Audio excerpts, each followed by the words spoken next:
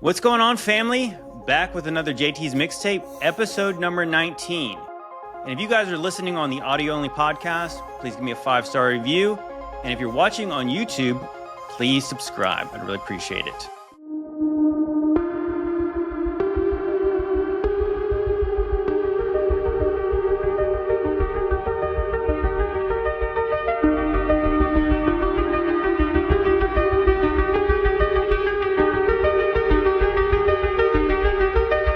Come closer, my child.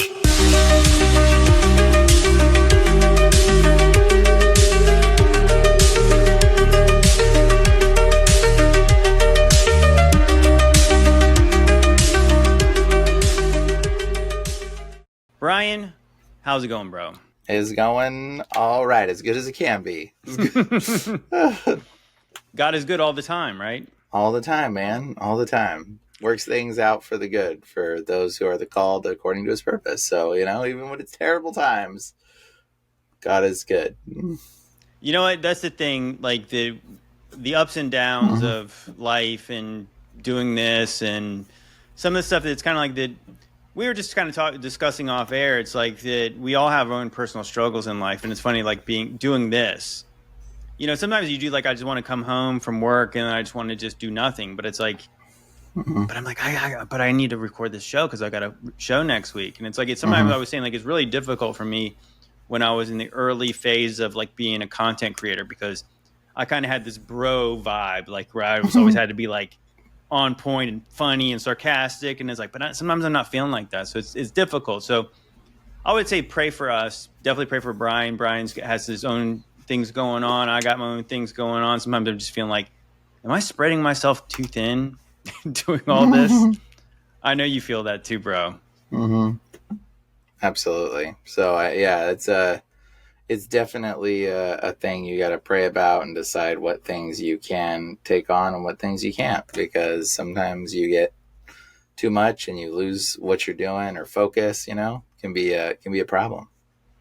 Well, I think that the perfect verse for that, other than the one you just quoted about Romans 8:28, is Philippians 4:13. I can do all things through Christ who strengthens me. Because I do think that that's the perfect verse for that. Because it's kind of like that what we are doing, even though obviously it's a lot of fun sometimes, most of the time it's a lot of fun. It's like we do believe we're doing this ultimately to lead people to Christ. I'm sure people obviously question our methods sometimes, but we literally do believe we have a purpose here. I know JT's Mixtape is typically fun and goofy and gets weird, but obviously we get deep sometimes. And I think that's kind of like that's just who we are, right? Like that. So yeah, I think that it's good to always remember that like, if you do feel like this is your platform that God is using you through, I feel like that Bryan's podcast, Ancient Angels, and all the other things he's got going on in his life, his ministry with exorcism and casting out demons, like God will give you the strength to do that. And I really do believe that above anything else, that if God is there anything too hard for God? No, of course absolutely not. We believe that. Very true. Very true. Yeah. Yeah, man. Well, let's do some mixtaping. All right, let's watch some videos. Actually, we should preface this because it's funny. Last night, we actually recorded a podcast. It was a JT's Mixtape, and we were going to talk a few words before we started.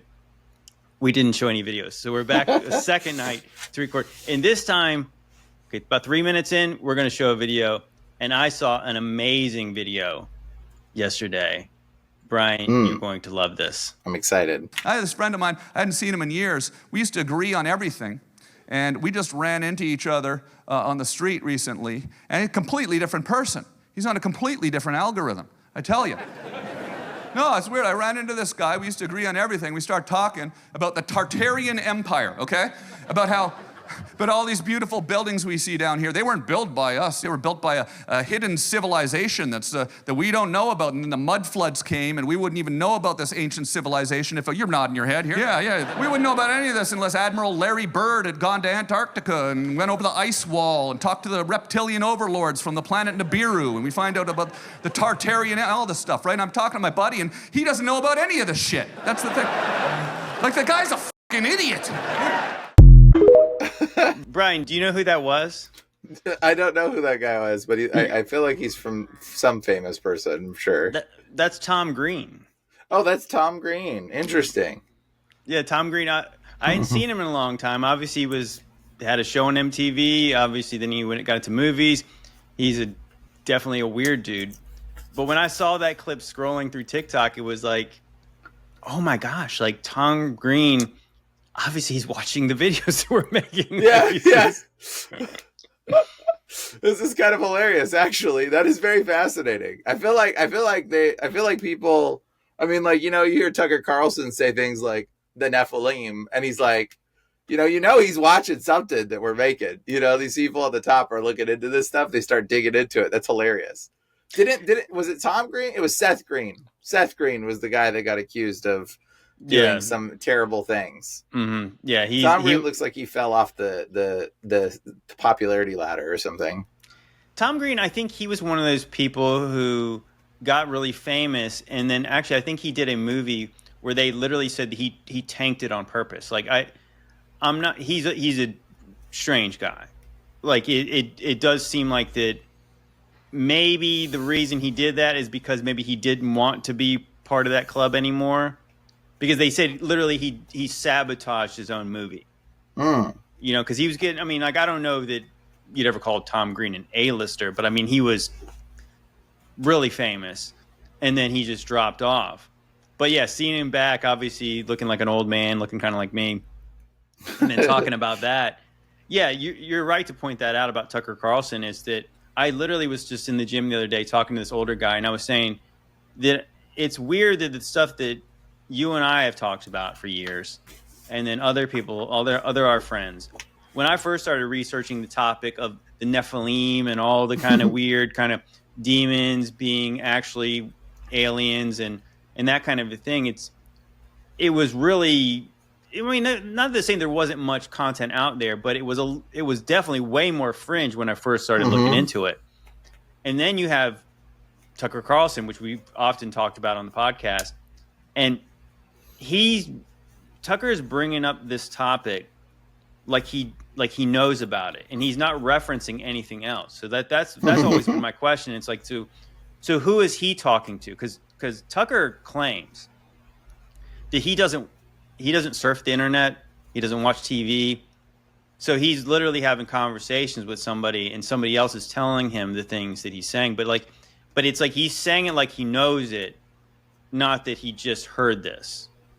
And it is interesting. Like, so where is Tucker getting it? I mean, Tom Green does actually sound like the way he's discussing it. We're on a different algorithm. So like literally it's kind of like he's saying he's on TikTok. And this is what they're showing him, because that's what he's watching. I gotta find him on TikTok. I gotta see if he's following my channel too. We'll look up Tom Green. But hey, he seems like he might be waking up to some truth. That's great. Right. Well, I mean, obviously, again, like in the way that they would do it, he makes it very comical. But it is funny to think about it, because I mean, I always kind of question that the things that we talk about now, and the things about Tartaria, the ice wall, reptilians, and all the weird. He called him Admiral Larry Bird, and he obviously puts it in a satirical, comical way. But I wonder, at the show he's at, how many of the people, yeah. How many people knew had any idea what he was talking about? Of course, he was saying one guy was nodding. Oh, yeah. But most people probably do not know anything about this. And I think that for us, it's like, this is old hat. Oh, like you can get in your own echo chamber where you're like, everybody knows this. But no, they don't. Like he said, nope, he had no idea about any of that stuff. And I think that's like, it's weird. It's like, you got a Tucker here, you have a Tom Green here. I like people like Roseanne, and some people are say, oh, it's a psyop, it's this, it's that, they're controlled opposition. They might be, but it's still really interesting, like that if it is controlled opposition, it's still growing so much that they have to start controlling it, because by the time all these kind of really famous people start talking about it, it's like it must really be growing. But like I said, it's hard to, from us, from kind of being on the inside, to see how much. Yeah. Right. No, I totally get it. Yeah, I agree. Yeah, it is interesting to that when we talk to people. Like I talk to people all day at my shop. They come in for designs and marketing stuff or whatever, and I always end up talking to people about. So today I was talking to somebody about Tupac. And I was like, bro, you know Tupac's still alive. He's like, he was wearing a Tupac shirt. I was just like, he's like, what do you mean? I was like, you don't know he's still alive? Like, so I'm like, let me show you something. Like, I like just go into the computer. I have like tabs open on my computer that are like, I have one web browser that's like straight conspiracy stuff. And then I have my other web browser that I use for stuff. So like when people want to know, I like open the other one. I'm like, let's do this. Like it's already tabbed in. I always like love bringing people into the understanding, but some people, I would say on average, you know, maybe one out of every like 50 people know kind of what I'm talking about. Like, so it's not very popular still, but it's getting there. It's getting there. Yeah, I mean, I think that, again, that's evidence that it is growing. Mm-hmm. Is that they are talking about it, whether you believe that they're genuine or they're not. Again, if they have to control the message, that means it must be growing. Yep.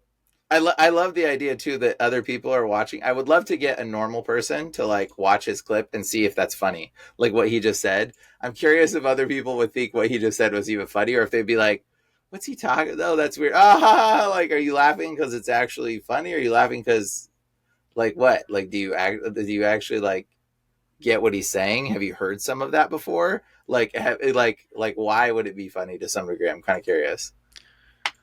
No, that's a good point, because if they had never heard of Tartaria and all the other stuff he mentioned, then Admiral Larry Bird and everything. Yeah. Like it wouldn't be the Larry Bird joke would not be funny if unless they didn't heard once. Unless they heard of Admiral Bird. Yeah. It wouldn't be funny to joke about the Tartarian Empire and the mud flood unless they've heard about it, because they would just be really confused by the joke. Yeah, I think so. I would agree. So like it must be big enough where he thought this joke would hit. Right, he's using this joke, and it's obviously been promoted on TikTok. So, I mean, yeah. So, I mean, again, I think that's more evidence. Actually, you know what? Let's watch a video about Tartaria, since we'll try to stay on subject here. So, this video that I'm about to show, it's got some Star Wars clips in it, so it might not be safe for YouTube because of copyright stuff. But this is really interesting, and it will be on at least the audio only podcast, or I'll find another way to show you guys this. But check this out. This is pretty wild, Brian. Okay. You'll never guess where this old world architecture actually is. It certainly looks a lot like the Arc de Triomphe in Paris, but even more like the Arch della Pace in Milan, with its horses on top and the lovely statues and its extra decor. It all looks very old world, very Tartarian, doesn't it? And that's going to bring us to Princess Amidala, who's modelled after Queen Jenipeng, the last queen of Mongolia. We've lost all communications. Oh, we're perhaps being told the story of how the old world that was quite advanced maybe had some challenges and fell. And will not condone a course of action that will lead us to war. Was that the same as the strong stance from the last Mongolian queen?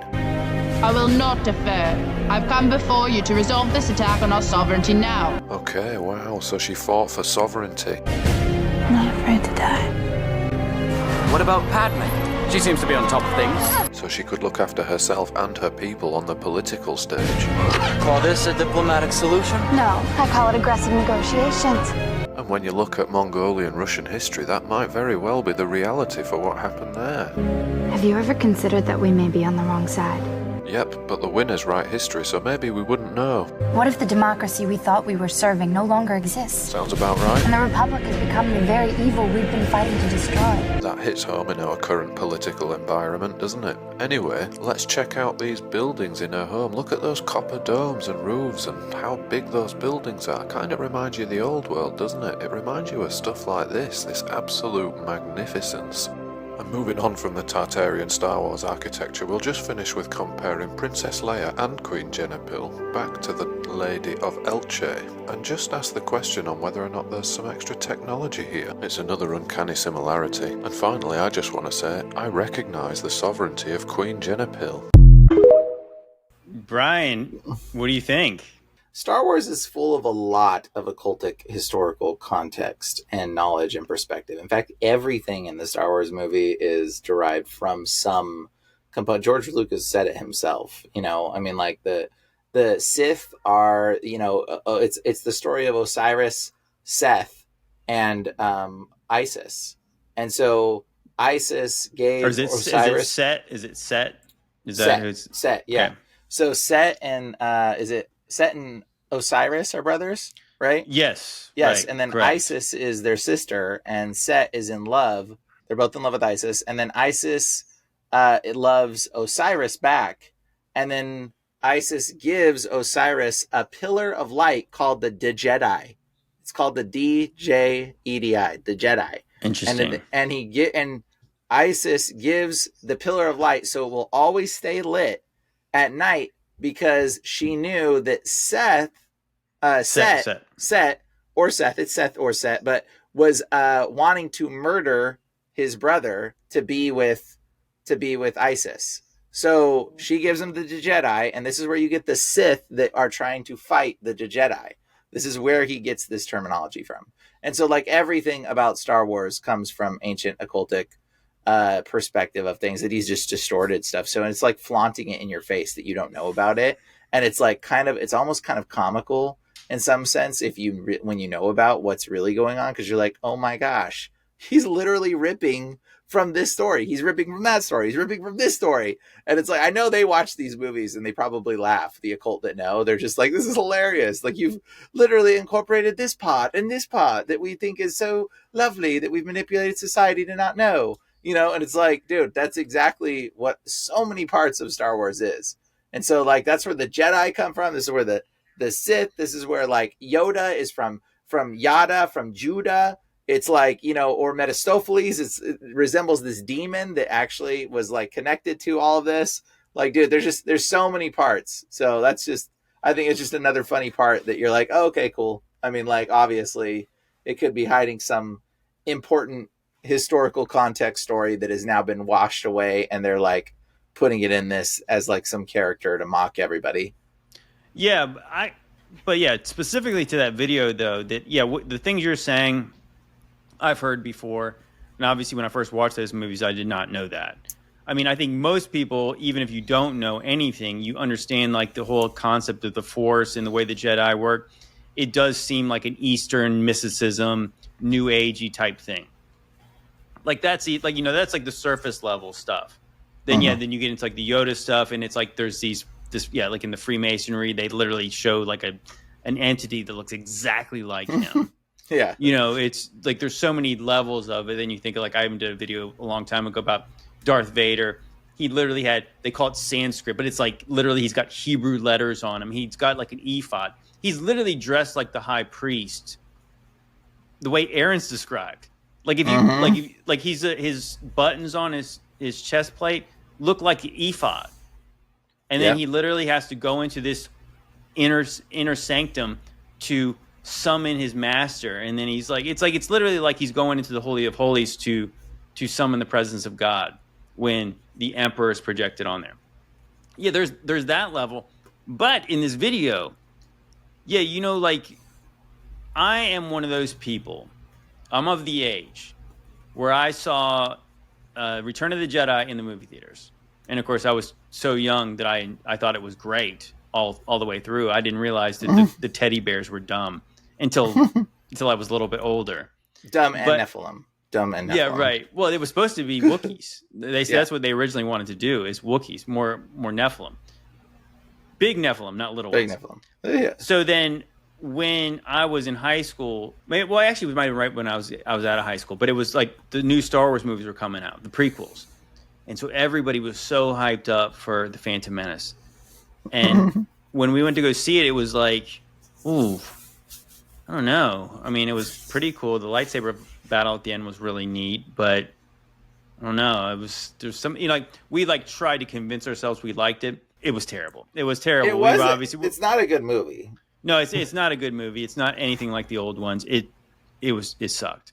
It was boring and very political and very like drawn out, and it was like, but the lightsabers made it cool. So, Well, that's the thing, though. Actually, that's the part is like it was off. Like something was really off about the movie, and I do think that a lot of the really off parts, whereas the parts with Queen Amidala, it was just so strange, and it's like this really doesn't seem like Star Wars. Like these epic buildings and these panoramic shots of the city and like space gondolas and seeing those images and saying, oh, that's obviously where they were drawing this reference to. It's like it was just a very odd thing. I remember even like the aliens, I forgot what they were called, but they kind of had these really bad Asian accents. It was almost like I'm the last person to play the race card. It was almost like a racist caricature of Asian people, these evil aliens. But then you're seeing that, and it's like, yeah, that they're obviously drawing references from some Mongolian kingdom. Makes sense. And again, in Mongolia is like northern Asia, where if you look on old maps, and like I said, I always reference, I got one behind me, that literally that's where it says Tartary or Tartaria. Yeah, that is really interesting because, yeah, there's nothing new under the sun. These people are not that original. They put that in there for a reason. This is why I watch so many movies, guys, and this is why I rewatch them. Is because you think you have a certain level of understanding. I can watch a movie and get this one reference because this is what I'm studying. And then I can go back and watch it again, and it's like, yeah, dang, that is weird that she's shown with in these shots with these columns that are obviously like the old Penn Station. Like the courthouse that we actually was just the Virginia State Capitol building that me and Ricardo just went to, where it was like these columns, the size of them are absurd. The doors and the ceilings and the domes and the Antiquitech. Yeah, like, you know what? It's like, if anything, you look at those shots in Star Wars and you're thinking like, this is what these cities look like in their primes. You know what I mean? Like we see them now in decay. And if you ever notice when there's any kind of repair done to these things, people cannot repair these buildings. So they do it the cheapest, most nasty way possible. But I think a lot of these buildings, especially the ones that were brick, they likely had a stucco coating. They take a lot of the domes off. They take a lot of the antennas off these buildings. But you see them like in that movie with a very dated CGI now. You do wonder, it's like, what if these cities really look like that? I think they probably did. They're probably like referencing from concepts of it for sure. Even if it wasn't like, they had airships, right? So they had the floating airships that kind of floated along, but they just changed them out for like anti-gravital speeders. But it probably was a lot of similar looking stuff going on at that time for sure. Yeah, I think it was interesting. I remember going back to that movie, was like the people there were a peaceful people. They didn't have like a big army to fight. So they were not prepared for an invasion. What if this is like Millennial Kingdom stuff, where like you had a time of peace, so they didn't have armies, and then you had people coming in to destroy, and people were not really ready for that. Even on the podcast me and Bryan were talking about last night, we were saying that it's my belief, and Bryan seemed to agree, that when Satan was loosed, it probably did not go out with a bang. It was like a whisper. Yeah, quietly probably. And then some people knew, and obviously the people who knew, they were probably prepping for the day. And so when the day did come, the bang came afterwards of the revolutions, the civil wars, all the things that happened afterwards, the great fires and all the things. It was like, and then the people who were kind of like, didn't know anything different than the millennial reign, they were obviously caught on their heels. They were not ready for that. Like a sleeping dragon woke up, and it's like when they released Satan, he was just kind of like probably quietly stumbled out of his chains, looked around, was like, what is this? Okay, seeing what's going on here. And then he was like, started setting up his disaster that he brought, which is what I think we might be living in to some degree. Some of that disaster. I don't know. I kind of picture it like a mob boss. Like he's down there, just like a lot of the fallen, even from the antediluvian times. They are kind of like still being able to influence people by their messengers, these demons, and it's like preparing the way for he's going to be out. And then when he's out, you guys are going to get more power. And you do this, and like, so it's kind of like, I believe that, I mean, this is obviously speculating, but like, I kind of makes sense to me that like he was like really prepping it. So like when he was out, they were like ready to hit the ground running. Yeah. But again, like it was like a spiritual shift, because I do believe the kingdom of heaven is a spiritual kingdom. And there was probably Christians who were aware, who were really in tune. Maybe those movies like The Lord of the Rings, where like when they know something's off, like the people, like the wizards, like people like Gandalf and the elves, they know that there's something off. But obviously then there's everybody else who's kind of going about their lives because they're only known this. And some people are trying to prepare for it, but it's like by the time the enemy has assembled his army, normal people are just completely just like, they don't have any idea that it was coming. When maybe spiritually they should have. Could have been. Should we bring up the pseudepigrapha? I think we should save. I think we should save that for the other podcast. But let's transition to another video. You know, the one other thing that he mentioned, the ice wall. I've been kind of sitting on this Antarctica video.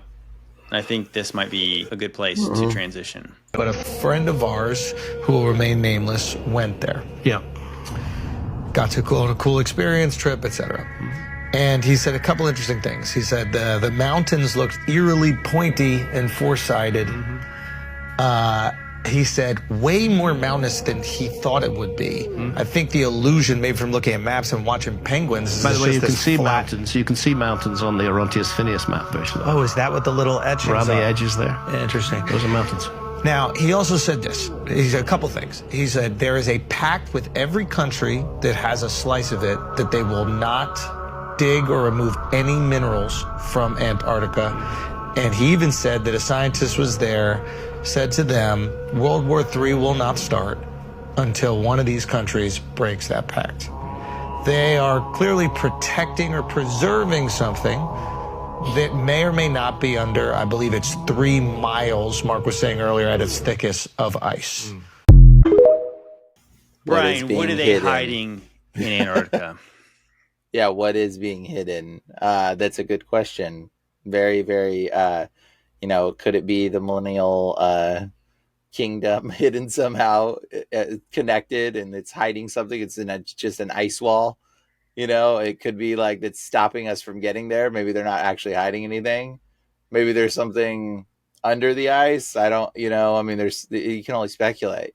So I don't know. I have no clue what they're hiding. I think it could be a Nazi base. Wait, should I not say that word? It's fine. The N-word base, the other bad word you don't say on podcasts. And then that's probably something there. I would think, honestly, my theory is I think the bad guy Germans went to Antarctica and set up some base hidden there, and I think they have some kind of like agreement or something going on, in my opinion. Yeah, so I think that, so a lot of people will point to the North Pole and say that's where New Jerusalem could be in the north, right? But it's funny, like, if you think about it, like on a flat Earth map, this would, like, north would be the middle, but like if I'm here, like if I'm down here, this is north too, So if you do have an ice wall around the whole thing, like, because we're told it's the South Pole, so it's just on the bottom, right? But it could be all the way around. So yeah, there could be a part where they could be protecting because that is north of here. But they're calling it the South Pole. But obviously on a globe, it's different. But no, you're right. We can only speculate. I'll have to post this Admiral Byrd clip. It's my belief that the Admiral Byrd diary, that's the PSYOP. It's the PSYOP to say all the crazy stuff that he said in that diary, or supposedly said. because what he said on TV was not insane. That Admiral Byrd, our guest tonight, is not only our greatest living explorer, but he's been an inspiration to countless Americans. Admiral Byrd, you've been to both the North Pole and the South Pole. Is there any unexplored land left on this earth that might appeal to adventurous young Americans? Yes, there is. And not up around the North Pole, because it's getting crowded up there now, because they find out it's really usable, not only to live in, but militarily. But strangely enough, there's left in the world today an area as big as the United States that's never been seen by a human being. And that's beyond the pole on the other side of the South Pole from Middle America. And I think it's quite astonishing that there should be an area as big as that unexplored. That's a tremendous So challenge. there's a lot of adventure left down at the bottom of the world. Admiral, do you hope to see that? I do. Admiral Byrd was a very decorated guy. I'm sure he's a Freemason. I'm not sure of that, but I'm pretty sure that he was. And when he was interviewed and he was asked about this, the things he said were far from insane. And it did not sound like he was speculating one bit. He knew. Because when they asked him, is there unexplored places on this earth? He very confidently said, yes, there is. There's a place beyond the South Pole that is larger than North America. Yeah, that is weird. That is a really weird statement that he said. And he was like, for young explorers, what do you think? Is there more to explore? And when he said that, it was like, that's a little weird. That's a little sus. This just makes me want to talk about the pseudepigrapha, bro, because about the land that is hidden. I'll let you bring that up. We'll talk about it for a second. But just think about that. So just think about that on the globe model. What do you mean that beyond the South Pole, there's a land that's unexplored that's as big as North America? Couldn't you just go from the other side of the globe and get to that part? Because it's the way he describes it, it sounds like you have to get to the South Pole and then you have to go past. But if past? on a globe model, you would always be on that other side. If you could get to the South Pole, you could get to all around it. Have you seen what it says at the South Pole? Have you seen it? Yeah, I think we posted it on one of these podcasts before. The video where you can go there on Google Maps right now, and it will literally say the South Pole, but not as you think, or something like that. And then it has a Freemason compass, like a golden one. And it literally says, but it's like, we got there, so we got here, but it's not what we think, or something like that. That's what it is. Have you seen, what I'm talking about? I want to say that we posted it. I want to say that we posted it on maybe the second short season podcast with Alpha Talks. Oh, okay. But yeah, so he mentions that. He also mentions all the resources it's got. Uranium, possibly, oil, coal. Now, I think what's really interesting about that is that, so why would the nations agree to not mine anything when they could just maybe mine it and then share it? Mm-hmm. It seems really weird. Seems really weird that they wouldn't do that. So yeah, like the easy answer for us, that's not really an answer, is they're hiding something. Mm-hmm. They made a deal for some reason, when in this world, the golden rule is he who has the gold makes the rules. So powerful countries like America and Great Britain after World War II, who won, France included, they wouldn't have to make deals with these other countries. They could just tell them what's up, right? Yeah, they could just say, we want what we want. It's ours. Yeah, it's ours. And we'll do whatever we want. And you don't have to worry about it. I think that, again, if these people, these nations can ever agree on anything, it's not good. Yes, it's definitely not good. That's definitely not good. If they're that's agreeing. what I know. Yeah, if they all think that there's something there that we shouldn't be doing, then there's something there we should be doing. It's definitely the opposite. It's kind of like Congress. Whenever they can agree on something, it's usually bad. Yeah, exactly. It's definitely not good if they all agree.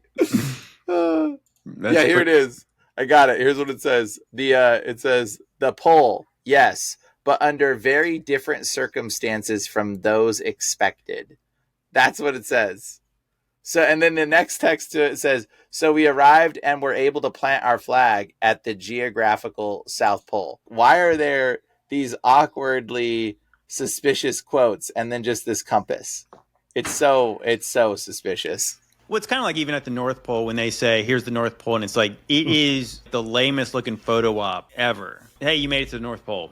And it looks like you could have planted a flag at any just random spot of ice, and like, how would anyone know if that was the North Pole or not? Isn't the North Pole just in the middle of the water now? It's not even ice anymore? I mean, that's probably what they tell you. I mean, obviously, then you got the Mercator map that obviously shows land. And I think there's later maps that show less land, but still land like it's kind of drawn in the Mercator map, where like some of it was like under the water. I mean, it's hard to know what's true about that, but again, like you can't really travel that way. So how can we verify any of that? I mean, the whole cartography thing is really interesting. That men from many years ago, centuries ago, they did have this place mostly mapped out correct. Maybe they had it more correct than we realize. Like the Mercator map is like 500 years old, right? I think so, something like that. Maybe it was absolutely correct, and maybe some of the geography has changed. Yeah, who knows? They probably are lying to us more than we realize. Okay, speaking of them lying to us, this is a kind of a hot issue in the news or on the internet news, anyways. Let's talk about this video real quick. What did you think of the new documentary about President Macron that suggests that Brigitte, his wife, is really Emmanuel Macron's dad? A friend of the show, Candace Owens, has some really compelling points. She's done her research.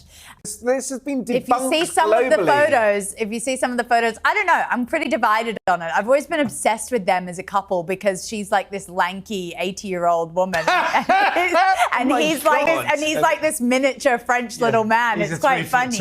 So midget. Yeah, with a massive Napoleon complex. But yeah, I think Macron's got bigger issues than being married to his dad. That's the crazy thing. He's got bigger issues than being married to his dad. Sorry. So wait, it's not just.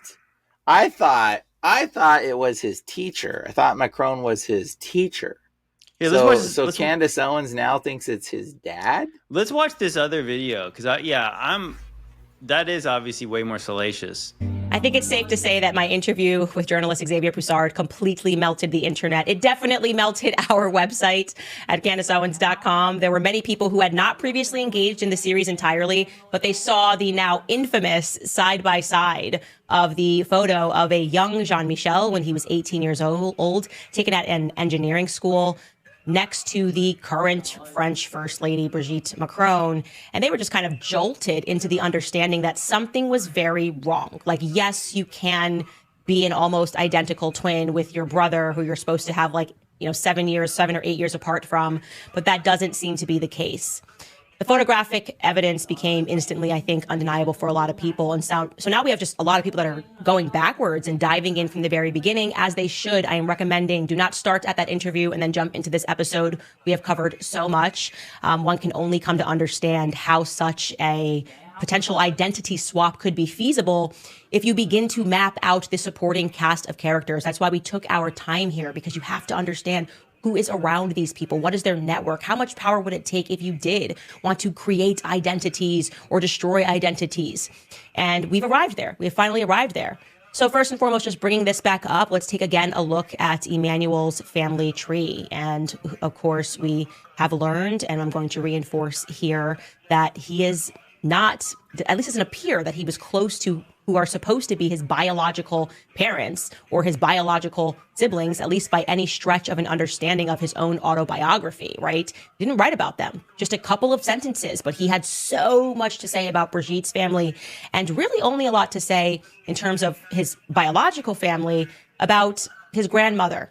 And I think most of us suspect, and I can say I most certainly do, that that mom and dad, they're not actually his mom and dad. That's how I just feel about the circumstance in terms of him describing, well, it was my grandmother that first taught me how to ride a bike. And I also find it to be suspicious. Again, this is our last episode, so we can start to theorize a bit.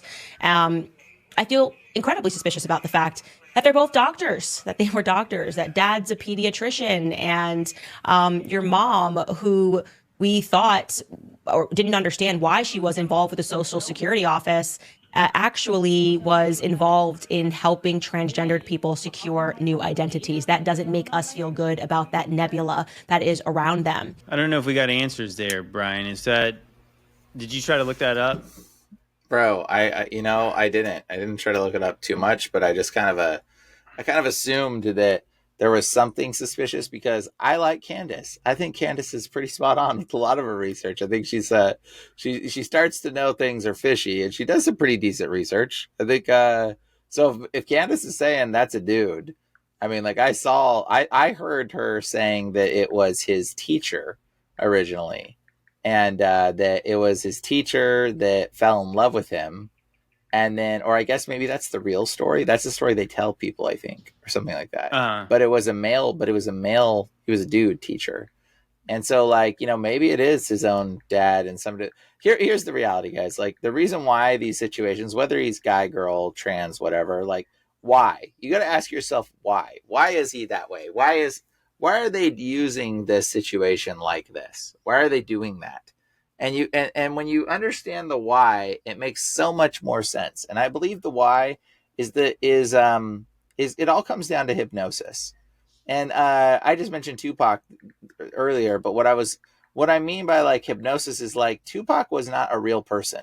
Okay, if you look up Tupac gay videos, okay, you'll hear him talking very flamboyantly like a totally different person. Okay, and then that's not who he is when you see him in the light. But there's an interview of him before he became famous that you can see, and he's clearly like a totally different person. But people that go through trauma, immense amount of trauma, which Tupac mentions in the interview, he says that he went through so much trauma. His parents went through trauma. He went through trauma, but he loved his childhood, even though he went through trauma. That's what he says, that's the state of denial of disassociation. Okay. And that creates a cavity in the person's brain to make them more susceptible to hypnosis. So these people that are in these terrible situations like this, really what they are is they are vessels that are puppets, and they are good candidates for hypnosis. And that's why you see a bunch of these elite people, they're secretly gay or secretly doing things. It's because they are good candidates for hypnotic induction, and they can be made and programmed to say or do anything that they want people to do. That's literally what they're doing. They're trying to program people, and they need an easy vessel. And easy vessels are these people that have immense amount of child abuse. Okay, so here's what I dug up from ChatGPT. I said, did Candace Owens say that Macron's wife is really his dad? And it said, Candace Owens has propagated a debunked conspiracy theory suggesting that Brigitte Macron, the wife of the French president Emmanuel Macron, was born a male, transitioned to a female. In her podcast series, Becoming Brigitte, Owens delves into these unfounded claims, even questioning the identities within Macron's family. In one episode, she presents side-by-side comparisons Emmanuel Macron and individual purported to be Brigitte's nephew, implying resemblance that she finds suspicious. However, there is no credible evidence supporting the assertion that Brigitte Macron and Emmanuel Macron's father. These claims have been widely discredited and are considered part of a broader misinformation campaign targeting the French First Lady. It is important to approach such sensational claims critically and rely on verified sources. But is she saying he married to his dad? ChatGPT says it again. It says, I don't care if it's been debunked. I want to know what's been alleged. And it basically says that while Owens has heavily implied that Brigitte is not who she claims to be, I haven't found direct evidence that she explicitly stated Emmanuel Macron is married to his father. However, her framing of the argument, if taken to its extreme, could lead some to interpret it that way, and then ask if I wanted to look into it deeper. Interesting. So now I'm really confused. I was convinced that that's a dude. I mean, I think that I've gone that far to say that, the whole thing is weird. Yeah. Even if it was like just normal, a normal couple, it's not normal because she's way older than him. Way older. Very bizarre. And yeah, when you see the pictures and stuff like that, and I know that some of the way that people were talking about framing of like the they are trying to debunk parts of her case that are really like they're colorizing pictures that are not, and things like that. They're really not actually going at the meat of her argument. And it's kind of like that, yeah, like if she's really wrong, can't they just start suing her for slander? But they're not doing that. So obviously we know that they have enough money to do that. But then when you do that, when you bring it to the courts, then you have the discovery process. So it's like if you want to bring that to the courts, it's like, yeah, I mean, obviously for us on the outside looking in, saying, yeah, which, you know, so this kind of story is, yeah, a lot of people have alleged the same things about our first ladies that maybe are not first ladies. Maybe it's that they are, they look like second men. Yeah, a lot of them not very ladylike. Yeah, like George Bush's wife. Is that what we're talking about here? They look we're talking about suspicious. Lots of them. Yeah. Yeah. There's so many of people in my comment sections that wanted me to talk about Barbara Bush being related to Aleister Crowley. Oh, and yeah, it does look like him, kind of. Now, that is one of those ones where if I found a good source, I would have made that video. Yeah. But I could never quite link it like people, you know. And I think I said, this is not to pat myself on the back. This is just say that I want to have the receipts if I'm going to say something like that, because that's a pretty big connection. If you can point this American president who's connected in the secret society, skull and bones, and doing all the weird stuff the Bush family has alleged to have done, that if we could connect them to Aleister Crowley in that kind of way. But I could never find the connection. It does not mean it does not exist. It just means that I haven't found it. But I also haven't found out for sure that that's a man either. Yeah. So, I mean, you'll never know until they're in court, and then they have to drop their pants or something, or like in court and get a medical exam or something. Like, you know, you're never really gonna know. But I think it's pretty obvious when you know the historical context of brainwashing hypnosis. Like, bro, if they can convince you, a guy that's a girl, if they can do that, you're a prime subject for hypnotic induction. You are so under hypnosis that you think a guy thinks he's a girl or a girl thinks he's a guy. You're already in such a prime space for mind control programming. That's why they push this alphabet community agenda onto society, because that creates more hypnotic induced or hypnotically selected individuals to manipulate. That's literally what they're doing. That's what's going on. Yeah. So, yeah, I guess the whole point is like the one thing that kind of makes sense to me as well is that, again, we talk about like these connected families that can date themselves back to God kings and Nephilim and stuff like that. They like to keep it in the family. They like to keep it in the family for some reason. So, I mean, that does check some boxes. But yeah, again, it is weird. It's like that they invert things. So maybe this is another situation like that. Okay, yep. So let's switch gears real quick. I know you were talking about hypnotic induction and maybe MK Ultra type stuff. This is kind of a sad story, but let's watch this. Have you guys seen Justin Bieber in 2025? This isn't him in 2025. This is like 2021. Let me show you a couple years ago, and then I'm going to show you 2025, and let me know what you think is happening to the Biebs. So we'll start with 2010 with this shady character and his arm around him. And then there's this one. So remember what he used to look. Oh wait, who's this guy? I don't know. He gets everywhere. We all remember this guy and Bieber, what he used to look like. Anyways. And by the way, he's only 30 years old now. So when all those people before were pictured with him, he was a baby. He was a child. But nevertheless, 2020, 2021, 2023, 2024, and 2025. What do you guys think of the Biebs? What's happening with the Biebs?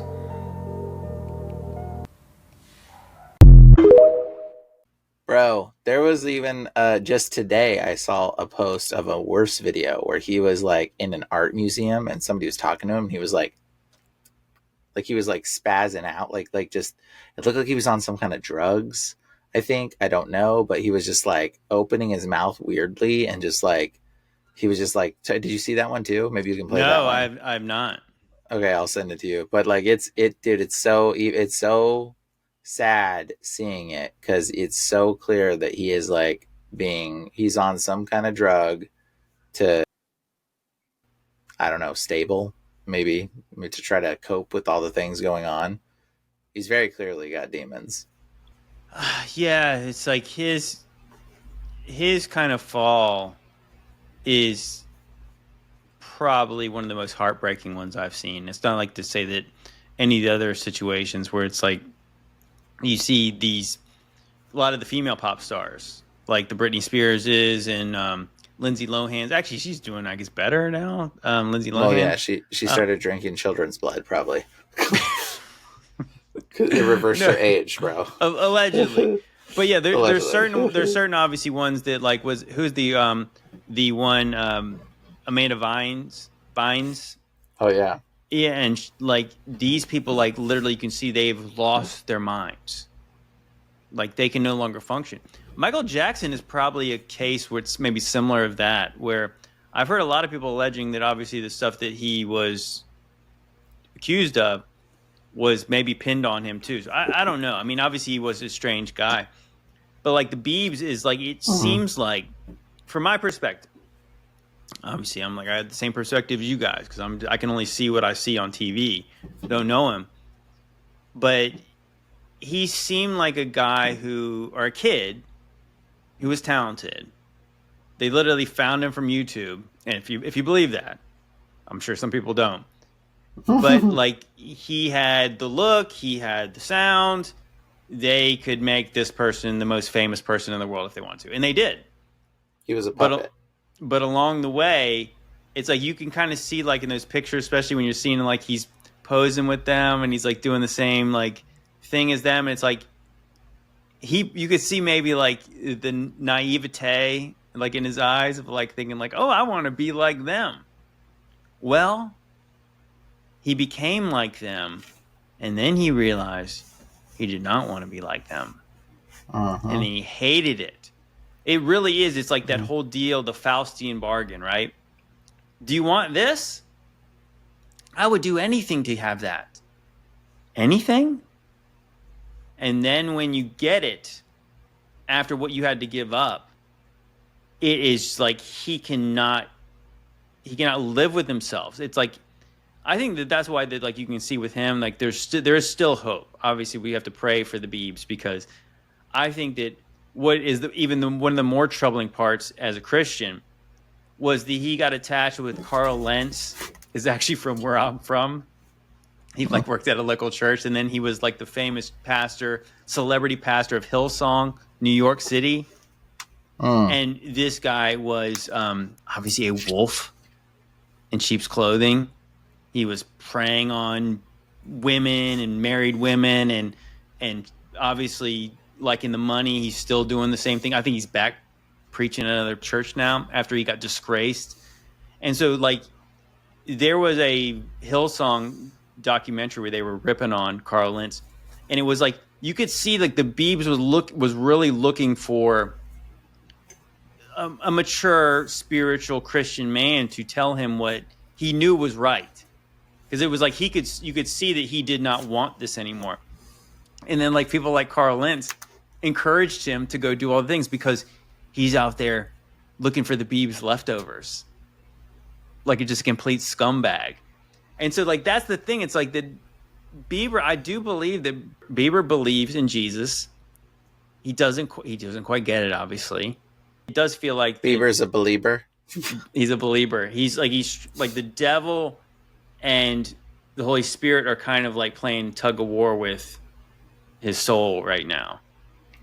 And it's like, yeah, it's like it's troubling. Not that the Holy Spirit wouldn't be able to pull it away from the devil, but Well, it's your free will. You have to have the free will of choice. Right. Well, I mean, obviously, they're trying. God is not going to force anyone to choose Him. Yeah. But it is like that. I think that's the thing, that no matter what He's done, because I believe in Jesus, and I believe Jesus died for all of us. That, again, we talked about earlier on this podcast. There's nothing too hard for God. There's nothing that you can't be forgiven for. So I do believe that there is still hope for the Beebs. But yeah, that sucks. I mean, I really do think it sucks, because I think that sometimes we get a little bit callous doing the things we're doing, where we lose empathy for all the pizza files and all the people, the celebrities that claim to be aliens and all the weird stuff they do. But yeah, like realizing that there's real people involved in this, and that like it is kind of like looking at Him. It takes me back to what Mark 8:38, when Jesus says, "What does it profit a man if he gains the whole world and forfeits his soul? What can a man trade for his soul?" And it's like, not saying that Bieber made a deal with the devil, because I think that like he was too young to know what he was signing up for. But it is kind of like that. If you see what the world has to offer, what has someone like Bieber not achieved that the world has to offer? Right? Like, he'd have anything. Right? It's funny. We actually one time we were looking at at one point somebody said, "Look at this video that he's done. It's like really satanic." And I was like looking at Bieber's YouTube channel. You know how many views he gets on his videos? Billions with a B. For the billions for Bieber. And it's like, so that guy is like, no matter what he could do, like worldly wise, would be a smash hit. And then you see what he looks like, the state he's in. And again, that is never going to fill this up. No. And again, I think that as bad as he looks and as bad as the state he's in, maybe that is evidence that it's like he's not accepted it. He's not like some of these pizza files who are just wearing on their sleeves and doing the devil horns and just being happy to be living in just a given over to a debased mind. It's like, it's still like there's a fight. Yeah, and you can see that, and like honestly, it really is sad, because I think they took him in and just were like, "Oh, we can make this one of our little subjects," and they thought they could just like bend him to all the perversions and the distortions that they do. And he fought back, I think, in his emotions. He just like didn't give into it. And then when he started to come against it a little bit with one of his movies or one of his video songs, he talked about Yummy, was it? They were trying to like program him to write terrible things that was like kind of code for stuff or whatever. Like shortly after that, there was like some stuff that he had some mental, you could tell they did some stuff to him that he started having the mental breaks and was like not wanting to do it, not wanting to receive it, not wanting to be a part of it. You can see it as a child. He was already like very, like he had a more righteous heart, and he was like less prone to giving into the wickedness that was starting to be thrusted onto him. And he was like kind of like weird about it. But a lot of people just kind of go along with it, and then they go into a disassociative state, and then they become hypnotic inducted like individuals that they just program to do whatever they want, and they become a little puppet, and like all of the celebrities you watch, they're all like, almost all of them, something terrible like this has happened to them, or they've been thrusted into some terrible disassociative state hypnosis stuff. Like Michael Jackson, by the way, talks about his own dad oiling him up and beating him. Have you heard him in the interview when he talked about that? I have heard that. We talked about that a while back. Oiled him up, bro. And it's just like, you see that. And then if you hear his interview with his wife that he had the children with, they were artificially inseminated children. I don't know if people know that. Like, Michael Jackson was so traumatized from that type of sexual things that he couldn't even give into that. He was so traumatized from the abuse that had been done to him by his dad and others in the industry that he was like not even able to function like that. So, but then they're like, okay, and he was so against it, they're like but he took on these weird behaviors of like being like a child because he got frozen in that childlike state. His mind did. He got frozen in that state where he started getting abused. That's why he was like a child. And they thought, oh, how convenient. He wants to out these pedos. How about we just say he's one of them? And then he won't even speak about it. It was like flipping the tables on a dude that was like going to out some of the stuff, you know, and he was going to also call out some of those people with the little funny hats. And when he started talking about those people, that's when he started to disappear, when he started calling those people out, just like Mr. Kanye did. Pretty interesting. That's interesting. I had a joke that Dave Chappelle told, and I was like, Dave Chappelle told this joke, and this is Dave Chappelle's joke, so you guys think this is funny or not. What he said, if they're black, it's a gang. If they're Italian, it's a mafia. And if they're Jewish, it's a coincidence, and you should never speak about it. Yeah. Okay, I'll just leave that there. But you know what? Actually, I'm going to play this video, and I don't know that I'm going to be able to play this video for you guys live. But so that showed the whitest kid you know. And we talked about this guy, Trevor, who was revealing lots of things like this. I mean, obviously, this guy, Trevor, was like... so bad for that guy. And obviously, he's no longer with us. But they did a video, of course, they did one about Bieber. Or they didn't say directly it was Bieber, but it's Bieber. Bryan, have you ever seen this? Yes, I know what you're talking about. How messed up is that? I mean, like, so now you see, like, that. So, Trevor is no longer with us. He's making that video. And then you have that. Obviously, I think that was 7 years ago. That video came out. That was on Comedy Central that he was doing that stuff. How was he getting, like, it's just crazy that he was getting away with some of these things that he did. Because he did a skit on 9/11 too. Oh, and he did it on everything. Like that guy did one like on, like, if you watch that show now, I probably need to go back and watch that show because it's like, it's so funny, but it's really not funny because it's like it literally is that satire. It's really dark, but it's funny because it's funny to us conspiracy theorists because we're like, haha, like he knows. But then that's like, but when you watch that right now, and then you see Bieber now, it's like, that is not a joke. And it's like, maybe that song wasn't even a joke. It's like, it's getting people's attention to say that, no, he really was like that. And I think that, again, like that you see him the way he is and in the positions he's put in. I mean, because Bieber has more than anybody. I think that's why I say that he's more sympathetic than a lot of them. Not that they aren't all worthy of sympathy, but you can see the cries for help. Like, he does kind of put it out there. I mean, obviously not to that level where it's like literally written into a song. But yeah, like, it's very clear that is Bieber in that song. There's no doubt about it.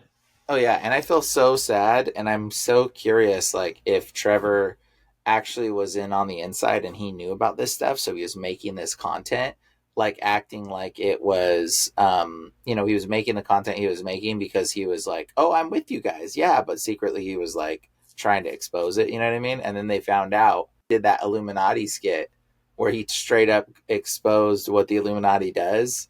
It was like, that was when they were like, okay, and you're done. I think they probably realized he's actually trying to warn people. The whole time he's been trying to warn people. And he wasn't just doing it like he was on their team mocking things. He was just like, he was actually against them, I think is what was the case. And I think he got caught. I think he knew stuff that most people don't know. And I think he was a part of the system. I think he got caught in the middle of it. And then they found out he was double agenting them. You know what? I want to take it back to something you said on the last podcast that I wonder how close you were to just hitting the target dead in the middle.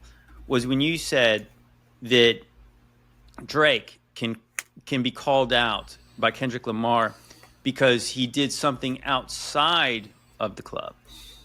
And so maybe that's what we're seeing a lot of, is like that when you see certain things being revealed and mocked and kind of poked fun at that are outside the club, it's like people can get away with that.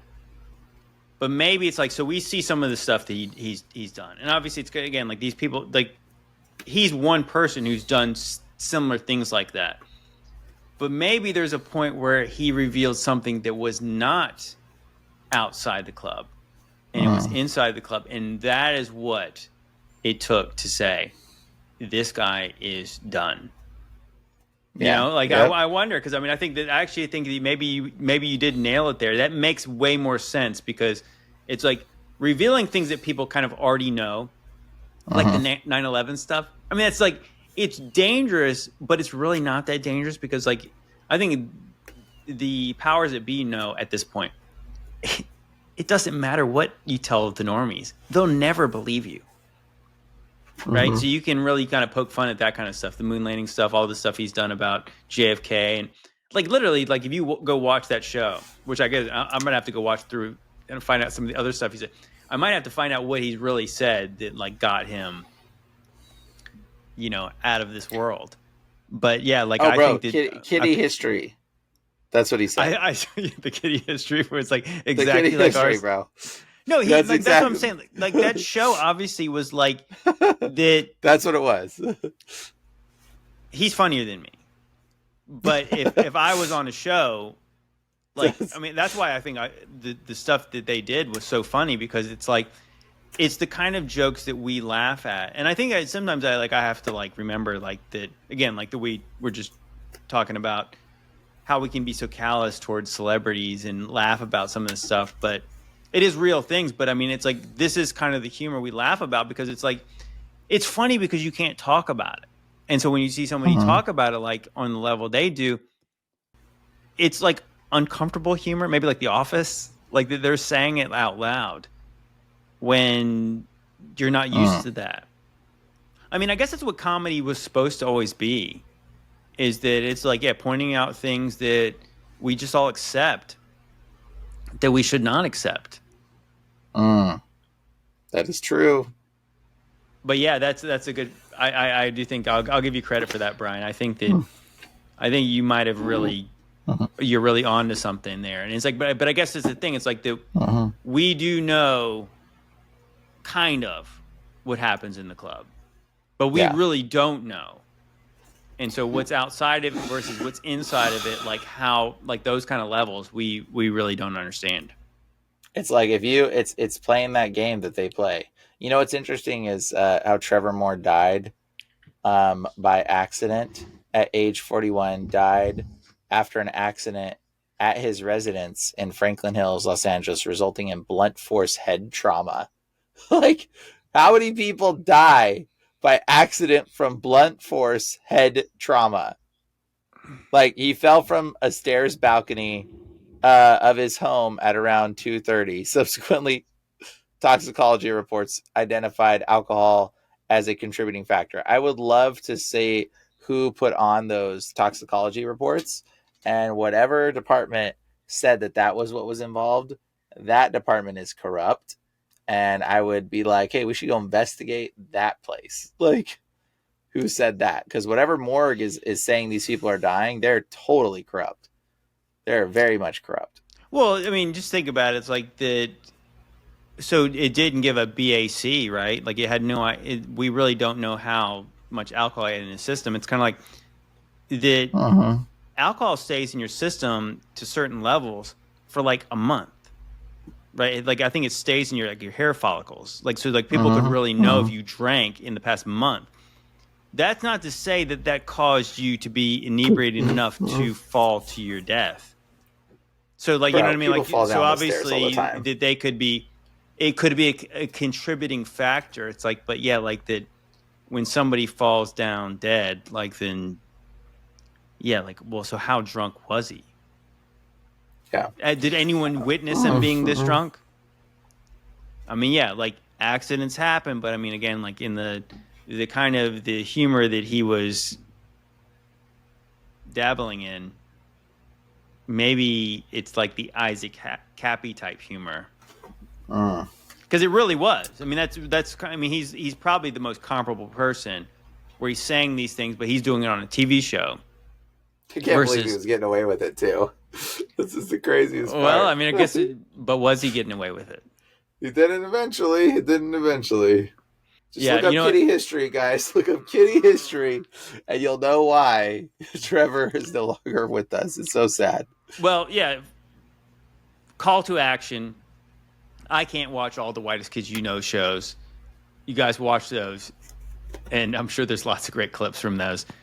It's up to you guys. Like, you don't have to go do this, but I do think that there's obviously some stuff to be mined from that. And you know what?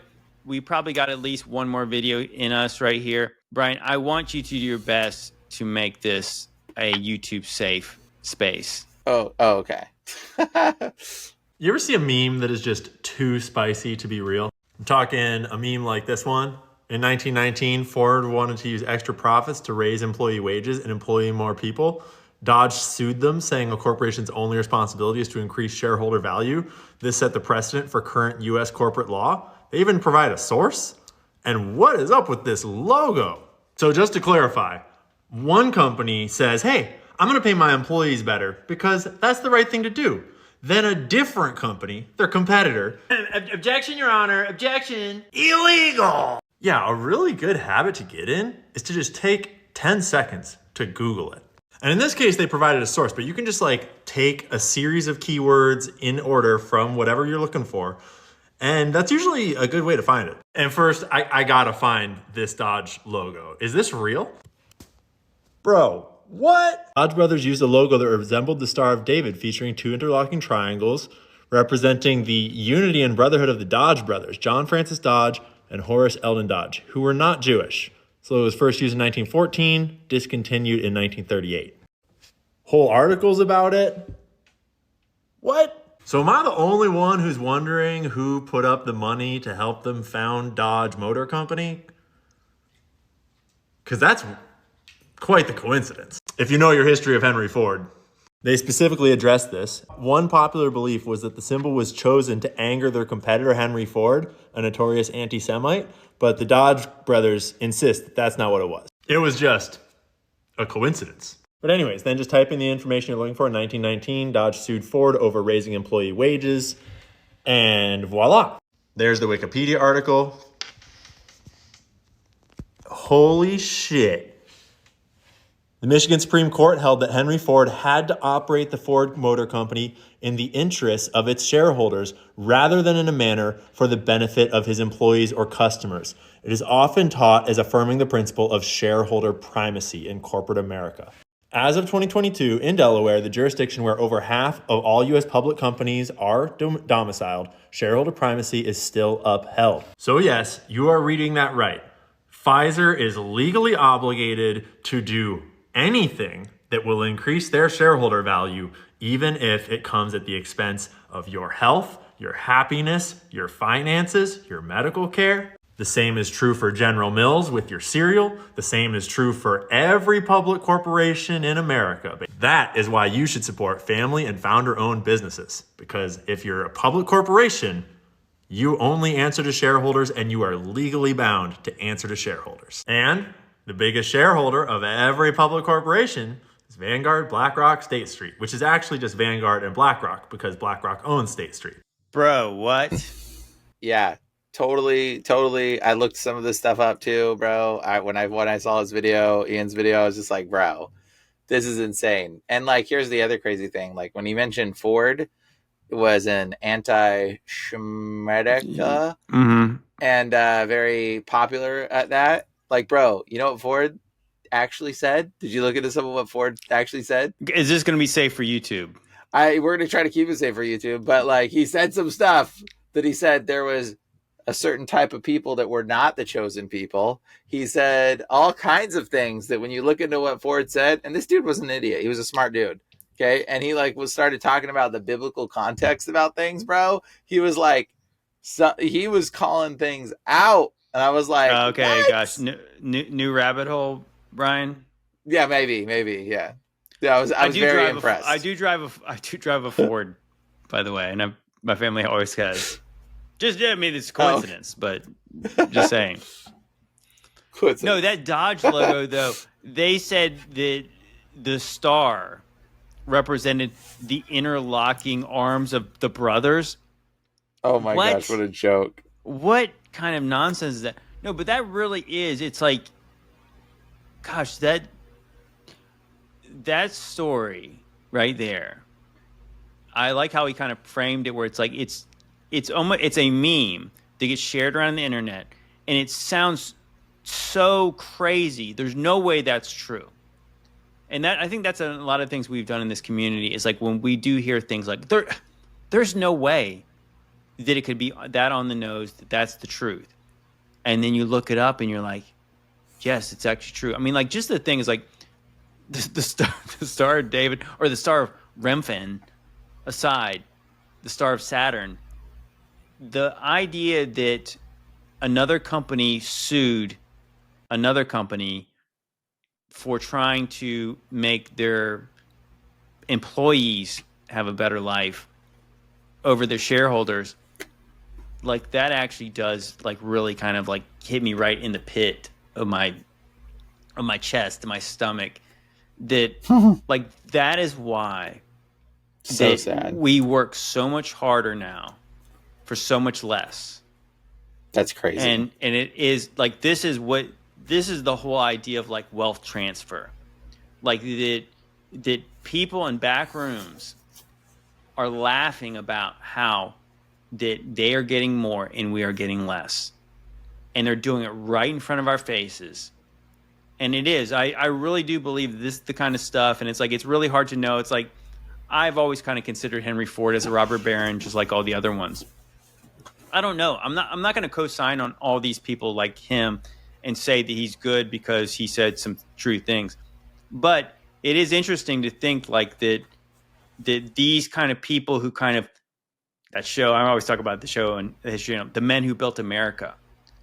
Well, as it was being built, obviously you could have dissenting voices, but like the way it's constructed now, it literally is the illusion of freedom. It's like they've created a cage for us. And the only way you can really free yourself from this cage is spiritually.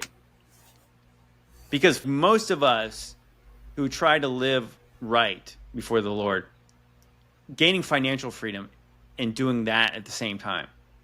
Like obviously God's given us different gifts. I mean, I'm saying some people can't do it and some people can. But I think for most of us, it's like, I think that in my case, I just have to say like that I've never really sought riches. I want freedom though. I want freedom to be able to do this more. I want to have freedom to go explore the places that I like to explore, so we can make content about it, so I can talk about it, so I can, that I can focus more on God and you guys. But for most people, it's like it's that whole idea of the Matrix, right?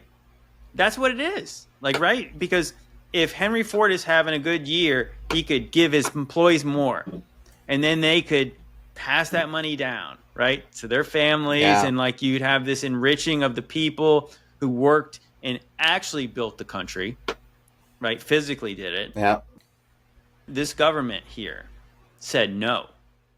That's crazy. We don't want that. It's illegal to literally embetter the people of your employees over your shareholders.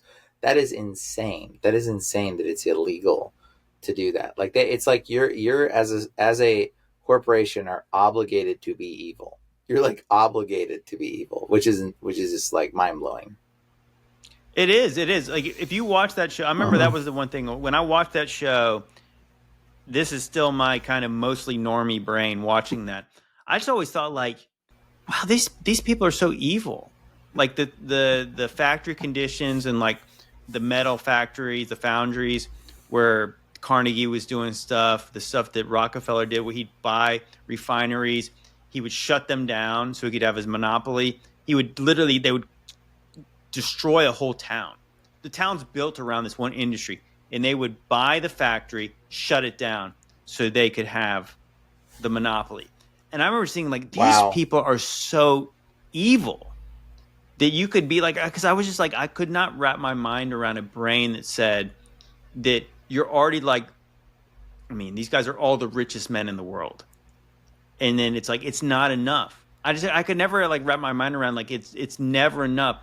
And then maybe you even have one guy out of those guys is saying, I had this epic year. I'm going to share it with the people who actually did the work, and they said, the hell you are.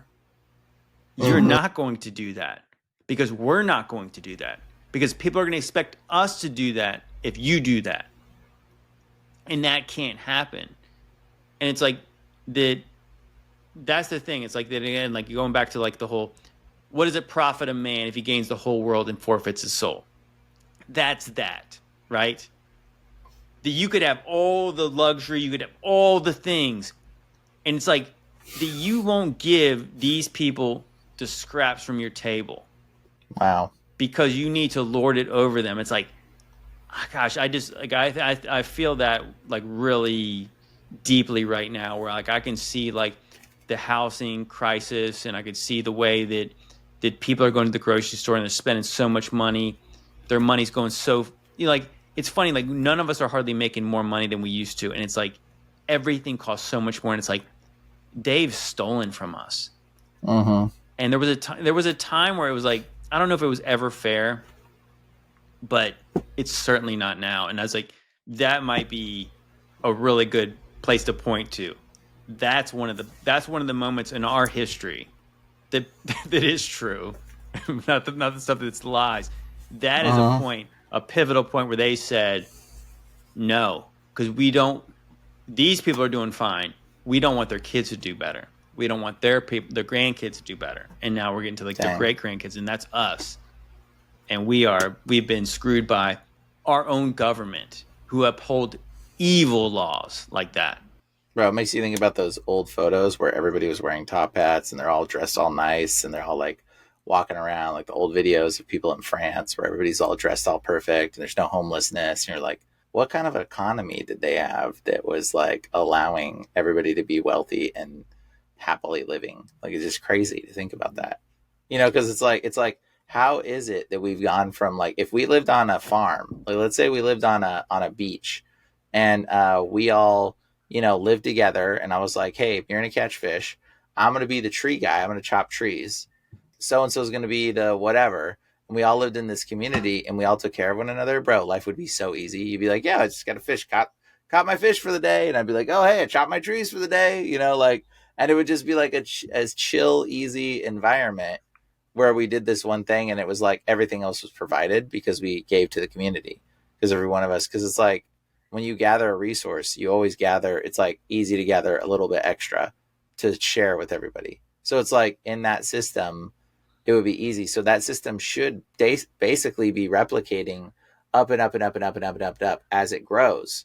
So like at a certain point, we should be having like everything should be electric and free and built for us for free, and everything should be good. But like that system somewhere along the line, they were like, no, we gotta make sure that it's not a shared community space. That's why these little communities share spaces work, because it does work, and it can work in a larger scale, but they don't want that to happen. Not with laws like that, bro. Laws like that stop everyone from prospering. Yeah, no, you're definitely onto something. I definitely think about like the Torah books when you're reading about like how the Lord is saying like the 6 days and then resting on the seventh day, and like the years of Jubilee, and like the way like the community's supposed to work, and the way you're supposed to treat other people, sojourners, and all the things. It's like the God was going to provide enough for everybody. But now it's like that we have given authority over to the government to do all the things, and they don't give you any days off. Then there's no year of Jubilee here, right? No. Like this is like you're going to work, and then like the way we're taught is that one day you're going to retire. And it's like, obviously I can, get personal for a second. Like my dad passed like almost like a year ago today, like a little over that. But I just think about like that he worked really hard, and he was kind of like pushed in that idea of like, oh, the American dream. And he did well. He's done well. And obviously he's blessed me, blessed my family. But by the time he was able to like, he always had this idea of like an early retirement, but like by the time he like could retire, he was like not well. And I really do think about like, that's like, gosh, it's like, would he do it like that again? I think he would do a lot of the things because it's like he did take care of us. And I think that's like, because he did put people in front of himself. and was a giver. But like when you get to the end of your life and you're thinking like you believed in something, but somebody else used that belief to enrich themselves and take the best years of your life. Right? It's it's so sad. Yeah, that's like it really is sad. But I guess ultimately it's like that. If you did something for the right reasons, we believe in something more than this. But this place right here, it's like when you really, I guess that's like you're taking the red pill or the blue pill. It's like, do you really want to know how this place works? Are you sure? That analogy of the Matrix is so true. It's like you are a battery, right? You are a battery. You are just this one little cog in this system. And it's all about powering these demonic entities, lifestyles, and cities where it's like they'll never have enough. And they're trying to squeeze every ounce of energy out of you. And it's like I said, the only way to win here is to not play the game. Is to be willing to say, I don't care. I don't care. I was like, I'm promised something better from God. This place is only a shadow of the place that God has got prepared for us. And yeah, I think to me it's like that. Yeah, it's like it's not a black pill. Again, it's more truth that should lead you to the idea of like, if you love this world, the love of the Father is not in you.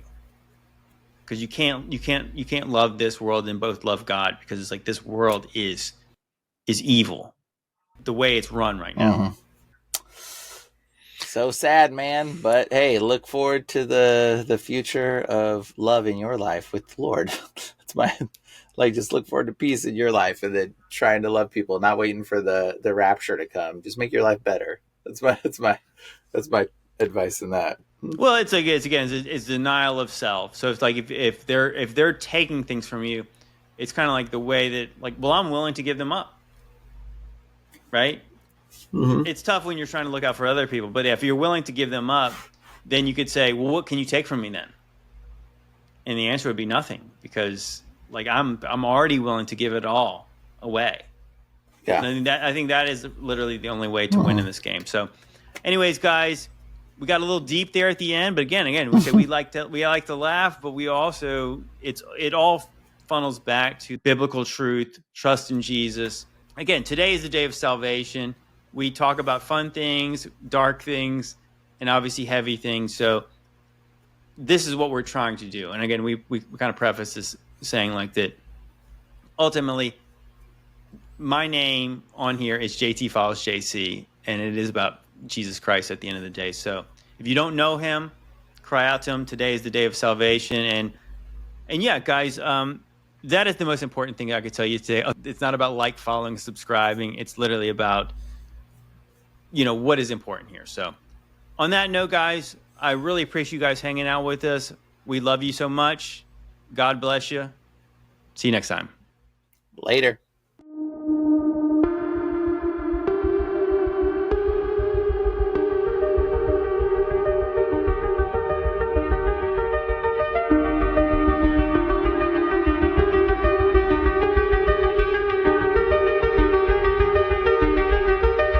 Come closer, my child.